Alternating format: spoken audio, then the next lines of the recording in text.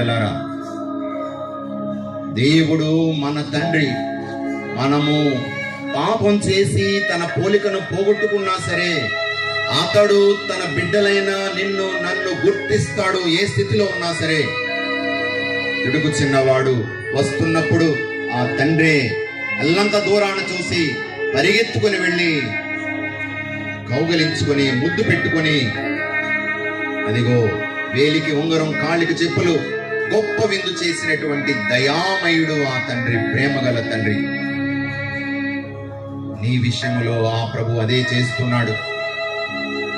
మనం పాపాత్ములము, అహంకారంతో మనం జీవించాం. నా అంతటి వాడు లేడని అనుకున్నాను నేను. అహంభావంతో, అహంకారంతో, గర్వంతో విర్రవీగాను. అసూయపడ్డాను. ఇతరులకు నాశనం జరగాలని కోరుకున్నాను. దుర్బుద్ధితో వారి మీద బురద జల్లాను. లేనిపోని కథలల్లి వారి యొక్క పేరు ప్రతిష్టలను నేను భంగం చేశాను. కోపంతో, కోపంతో, పగా ప్రతీకారంతో నేను నలిగిపోతూ ఉన్నాను, రగిలిపోతూ ఉన్నాను. ఇదిగో సోమరితనం, భోజన ప్రియం, మోహపు తలంపులు, ఆలోచనలు, అదిగో దావీదు వలె దేవుడు నాకిచ్చినటువంటి ఆ ఉన్నత స్థితిని మరిచిపోయి కిందకు దిగజారిపోయి దిగజారుడు బతుకుతున్నానేమో. అయినా ప్రభువా నన్ను కరుణించు, నా తప్పిదాన్ని నేను తెలుసుకున్నానని ఈ సన్నిధికి వచ్చినప్పుడు ఆ ప్రభువు మన వైపు చూస్తూ పరిగెత్తుకుని వస్తున్నాడు. తప్పిపోయిన దాన్ని వెనక్కి రక్షించడానికి వచ్చిన ప్రభువు ఇదిగో పీఠం మీద ఉన్నాడు. దివ్య సప్తసాద నాథుడు తాను పొందిన దెబ్బల వలన మనకు స్వస్థత, తాను కార్చిన రక్తముతో మన పాపములు శుద్ధి చేయడానికి శిలువ మీద వేలాడినటువంటి ప్రభువు ఇదిగో పీఠం మీద ఉన్నాడు.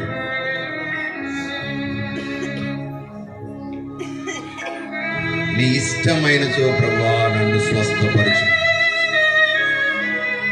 కుష్ఠ రోగి ప్రార్థన చేసిన విధముగా అహంకారము, గర్వము, మోహము, స్వార్థము, కోపము అనేటువంటి కుష్ఠ రోగముతో ఆ 7 తలయైన పాపాలతో మనం నిండి ఉన్నాం.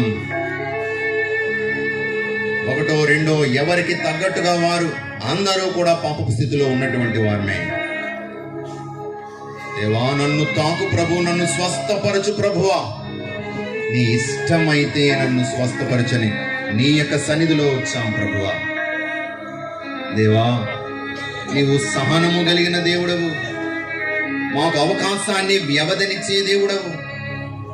ఈ తపస్సు కాలము గొప్ప అవకాశం, మాకు ఇచ్చినటువంటి అవకాశము దేవా. ఈ క్షణాల్లో, ఈ దినాల్లో ఆ పాపాలను మేము పరీక్షించుకుంటూ పరితాప హృదయంలో నీ సన్నిధికి వస్తున్నాం ప్రభువా.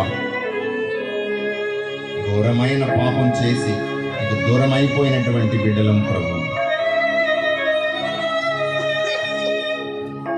దేవా ఆ యూదా ఇస్కారియోతు కంటే గొప్ప పాపమే చేశాడు పేతురు.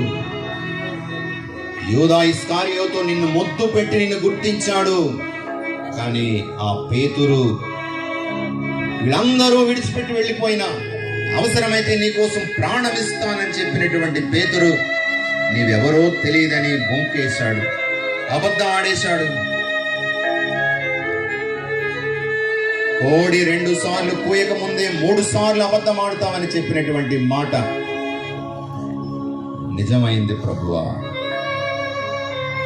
ఒక్కసారిగా నీవు ఆ పేతురుని చూసినప్పుడు ఆ కరుణ బాణం, ఆ చూపులు తన హృదయాన్ని గుచ్చుకోగానే వెక్కి వెక్కి ఏడ్చాడు. ఆ బండరాతి గుండె పగిలిపోయింది. గుండె భారం అంతా ఒక్కసారి వెళ్ళగక్కాడు, కన్నీరు కార్చాడు, వెక్కి వెక్కి ఏడ్చాడు. దేవా అవిశ్వాసంతో, అపనమ్మకంతో నీకు దూరం అయిపోయి పాపములో పడి నీవెవరో మాకు తెలియదని బొంకినటువంటి పేతురు కంటే బలహీనులం ప్రభువా. నీ కరుణతో మమ్ము చూడుమయా, మా పాప భారములను తొలగించుమయా.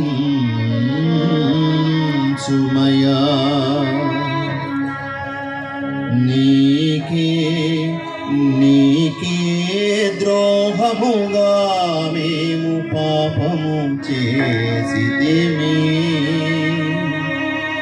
నీవు దుష్కార్యములుగా గణించు పనులను చేసితిమి.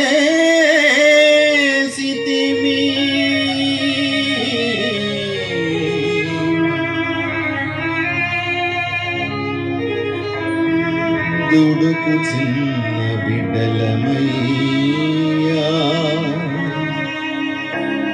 కరడు గట్టిన గుండెలు కరిగించుమయా. నీ కరుణ ప్రవాహంలో నీ కల్వరి రక్తముతో మమ్ము శుద్ధి చేయుమయా. దేవా నాపై కరుణించుము, ఈ పాపాత్ముని కరుణించుమని సుంకరి పలికెను.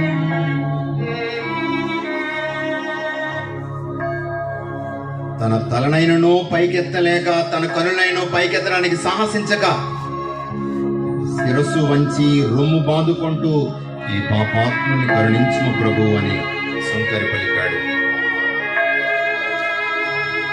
ఇగో అదే మనసుతో ఈ పాపాత్మురాలిని, ఈ పాపాత్ముని కనికరించి ప్రభువా, నా పాపములను గుర్తు చేయి ప్రభువా, నా పాపములను క్షమించు ప్రభువా, నాలో నిర్మల హృదయాన్ని సృజించు ప్రభువా.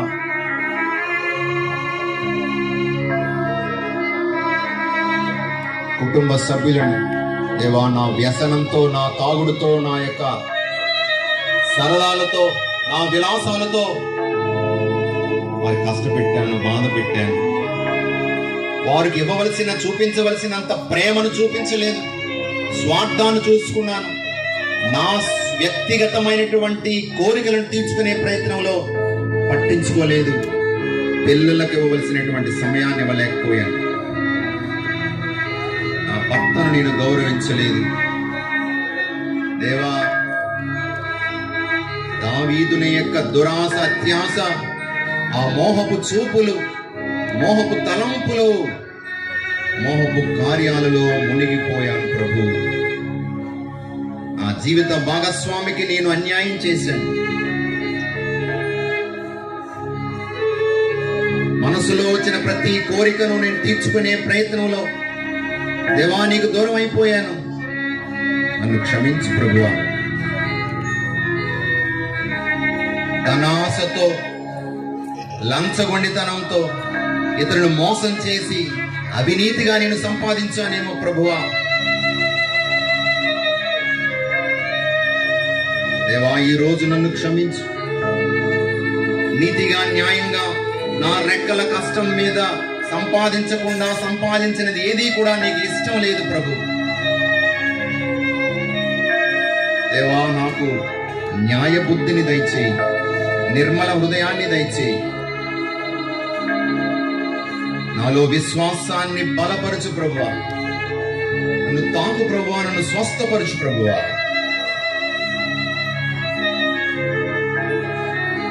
దేవా, ఇదిగో దుష్టాత్మలను, దుష్ట శక్తులను నేను కోరుకున్నాను. మూఢాచారాలకు వెళ్ళిపోయాను. దావీదులు కట్టించుకున్నాను. ముహూర్తాలు, రక్ష రేఖలు, జాతకాలు చూసి పవిత్రమైన నీవు ఇచ్చినటువంటి ప్రతి క్షణము అమూల్యమైనదని నేను గుర్తించలేకపోయాను.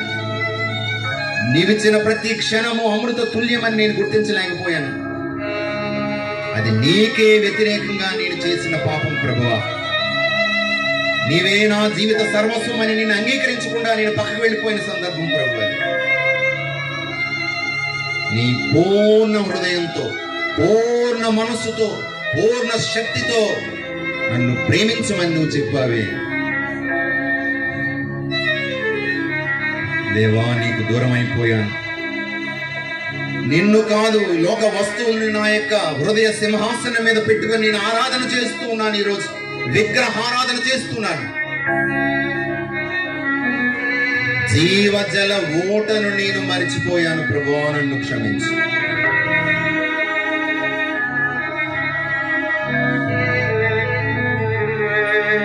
భారము చేసి సొలసియున్న సమస్త జనులారా, నా యుద్ధకు రండి, మీకు విశ్రాంతినిచ్చెదను. నా కాడి సులువైనది, నా బరువు తేలికైనది.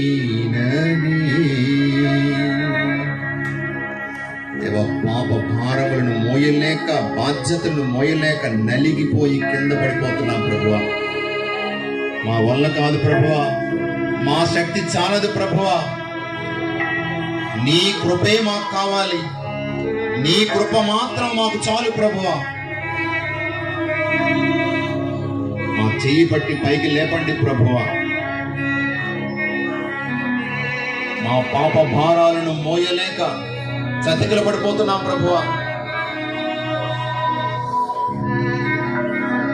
యేసు సిలువను మోసుకుంటూ ముందు వెళుతూ ఉన్నాడు. దేవా, మా పాపాలను తల మీద వేసుకొని మేము అనుభవించవలసినటువంటి సిలువ శిక్షను తాను భరిస్తూ సహిస్తూ, మన పాపములను, మా భారములను వహిస్తూ, అవమానములను స్వీకరించి, ముళ్ళ కిరీటము ధరించి రక్తధారలు కార్చుతూ సిలువను మోస్తూ కల్వరి చేరుతున్నాడు. ఆ పాపము ఎంత ఘోరమైన బరువైనది. 3 సార్లు పడిపోయాడు. ఆ పాపము అతన్ని కదలనివ్వడం లేదు, కిందకు తోసేస్తుంది. కానీ ప్రభువు తిరిగి లేస్తూ ఉన్నాడు, ముందుకు సాగుతూ ఉన్నాడు. దేవా, 3 సార్లు పడిపోయిన నిరాశ నిస్పృహకు లోను కాకుండా సంకల్పముతో, ఇష్టపూర్తిగా, ప్రేమతో సిలువ భారాన్ని కౌగలించుకున్నటువంటి, సిలువను కౌగలించుకున్న ప్రేమామయుడు ప్రభు కల్వరికి చేరి మా కోసం ప్రాణమిచ్చి మాకు రక్షణ, జీవనం ప్రసాదించాడు. మా పాపములకు క్షమాపణను ప్రసాదించాడు. తన రక్తము చేత మా పాపమును శుద్ధి చేశాడు. దేవా, ఇదిగో మేము కూడా నడుస్తూ ఉన్నాం, పడిపోతున్నాము, లేవలేము, నిరాశ నిస్పృహకు లోనవుతున్నాము. మా పాప భారాన్ని నీవు క్షమించవు, మా ఘోరమైన పాపాలను క్షమించవని నిరాశ నిస్పృహకు లోనవుతూ కింద కూలిపోతున్నాం ప్రభు. కానీ మాకు నూతన ఉత్తేజాన్ని దయచేయండి.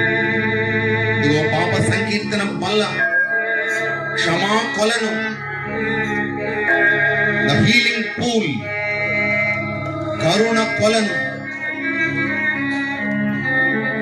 అందులో మేము మునిగి కడిగిన ముత్యములాగా పసి పాపల హృదయముతో బయటకు వచ్చే ఆ కరుణను, క్షమను ప్రసాదించే దేవుడు. దేవా, ఆ వ్యక్తిగత బలహీనతలను మీ పాద సన్నిధిలో ఈరోజు ఒప్పుకుంటున్నాం ప్రభువా. ఇదే అమృత గడియ, ఇదే దేవా నీవిచ్చేటువంటి ఆశీర్వాద కరుణ క్షణం. ఇంతవరకు మేము ఒప్పుకోని పాపాలను, కప్పిపుచ్చుకున్నటువంటి పాపాలను మాకు గుర్తు చేస్తున్నావు. నాతానును పంపించి నీ వాక్కు చేత దావీదుని దాచిపెట్టిన పాపాన్ని ఒప్పుకునేలాగా అతన్ని ప్రేరేపించావు, బయటికి రప్పించావు. దేవా, నువ్వు ఎంత ప్రేమామయుడవు, స్వేచ్ఛనిచ్చిన వాడవు. మా అంతటా మేము నీ సన్నిధికి రావాలి, బలవంతంగా మమ్మల్ని రప్పించవు. గుడుకు చిన్నవాడిని బలవంతంగా తండ్రి రప్పించగలడు, కానీ తనంతట తాను రావాలని నువ్వు వేచి ఉండే దేవుడు. దేవా, ఎంత వ్యవధినిచ్చావు మాకు, ఎంత సమయాన్ని ఇచ్చావు మాకు. దేవా, ఒక జీవితమే పట్టొచ్చు, ఒక క్షణం పట్టొచ్చు. దేవా, ఎంతటి ఓర్పునిచ్చావో. ఆ కుడి చేతి పక్క ఉన్నటువంటి శిలువ మీద కొట్టబడిన దొంగ చివరి క్షణంలో అవకాశం ఇచ్చావు. కానీ మాకు ఆ చివరి క్షణం అవకాశం రాలేకపోవచ్చు. పశ్చాత్తాపడి మారు మనసు పొందే అవకాశం మాకు రాకపోవచ్చు. ఇదిగో ఇంతటి సమయాన్ని, ఇంత జీవితాన్ని నువ్వు అవకాశంగా ఇస్తున్నావు. ఇదిగో ఈ తపస్సు కాలంలో, ఈ ఆశీర్వాద గడియలో దేవా మాతో ఉండండి. మమ్మల్ని మీ యొక్క క్షమతో నడిపించండి, నింపండి ప్రభువా.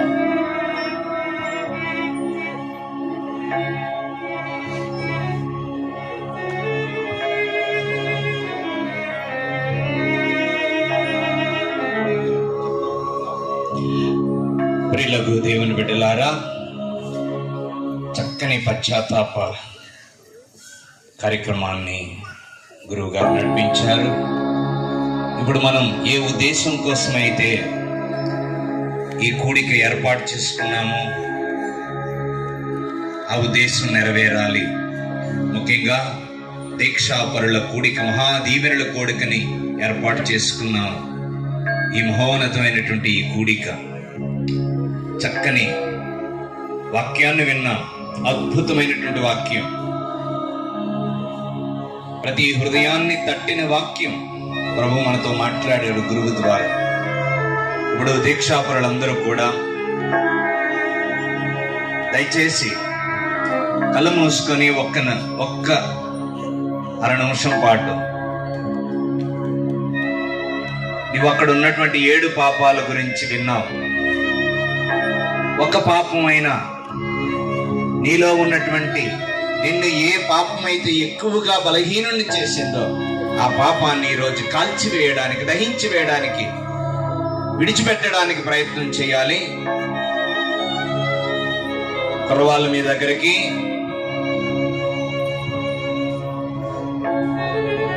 దయచేసి అందరూ కూర్చోండి. దయచేసి అందరూ 1 నిమిషం పాటు కూర్చోండి.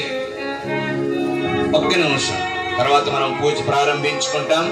కుర్రవాళ్ళు వెళ్ళి దీక్ష వేసిన వాళ్ళందరికీ కూడా ఆ పేపర్ ముక్కబండి, ఆ చిన్న పేపర్ తీసుకున్న వాళ్ళు, దయచేసి పెన్ ఉన్న వాళ్ళు 1-2 నిమిషాలు లేదా 1-3 నిమిషాల పాటు మీకు ఇవ్వడం జరుగుతుంది. చదువుకున్న వాళ్ళు అయితే, దేవా నేను ఈ బలహీనత వదిలేయడానికి సిద్ధంగా ఉన్నాను, ఈ బలహీనత నేను వదిలేయడానికి సిద్ధంగా ఉన్నాను అని చెప్పి దాని మీద ఎవరికి కనిపించకుండా రాసి మడత పెట్టి మీ దగ్గరికి ఒక కవర్ పట్టుకొని వస్తారు. ఆ కవర్లో వేయండి.